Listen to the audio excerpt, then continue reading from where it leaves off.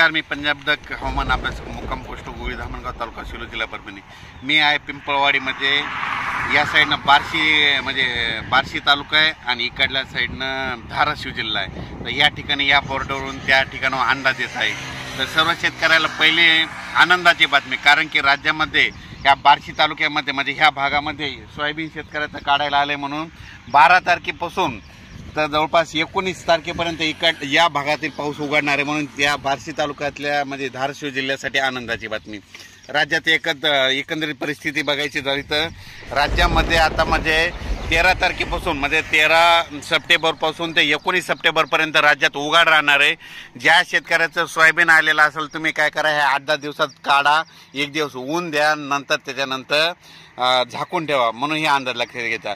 पण त्याच्यानंतर राज्यामध्ये पुन्हा 20 तारखेला परत पाऊस सुरू होणार आहे, म्हणून हे देखील सर्व शेतकऱ्यांना लक्षात घेतात। पण राज्यामध्ये 12 तारखेपासून तर 20 सप्टेंबरपर्यंत हवामान कोरडं राहणार आहे। विशेष पश्चिम महाराष्ट्रात कोरडं राहणार आहे। त्याच्यानंतर बार्शी, धाराशिव जिल्हा, त्याच्यानंतर लातूर जिल्हा, त्याच्यानंतर सोलापूर, सातारा, सांगली, कोल्हापूर, नगर जिल्हा या भागात तर 12 तारखेपासून उद्या 12 पासूनच चांगलं ऊन सूर्यदर्शन होणार आहे।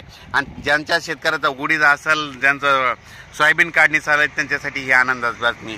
राज्यात सांगायचं झालं तर आज देखील आज आहे 11 सप्टेंबर, आज पूर्व विदर्भ या भागात पाऊस तुरळक ठिकाणी चालू राहणार आहे, म्हणून हा अंदाज लक्षात घ्यायचा।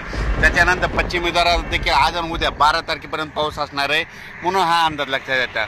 पण विदर्भामध्ये मात्र 14 तारखेपासून चांगलं सूर्यदर्शन होणार आहे। त्यांच्यासाठी ज्या शेतकऱ्याचं सोयाबीन आलेलं आहे त्यांना त्या 8 दिवसात आलेलं असलं तर तुम्ही काढा, झाकून ठेवा।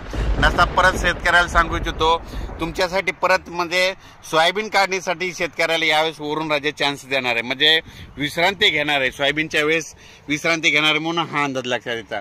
सर्व शेतकऱ्याला सांगू इच्छितो, सोयाबीन काढणीच्या वेळेस वरून राज्य विश्रांती घेणार आहे, म्हणून हे देखील लक्षात घ्यायचं। आणि परत तुम्हाला सांगू इच्छितो, राज्यामध्ये महाराष्ट्रामध्ये जायकवाडी धरण आहे, उद्याच्याला उद्या 12 तारखेला मध्यरात्री 100% भरणार आहे। त्याच्यामुळे काय होणार आहे की त्याचा विसर्ग वाढवावा लागणार आहे। विसर्ग वाढल्याच्या नंतर गोदावरी नदीत पाणी सुटणार आहे, आणि गोदावरी नदीत पाणी सुटल्याच्या नंतर नदीकाठच्या लोकांच्या कोणाच्या मोटर आहेत, कोणाचे पाईप आहेत, हे वाहून जातील। म्हणून त्यांच्यासाठी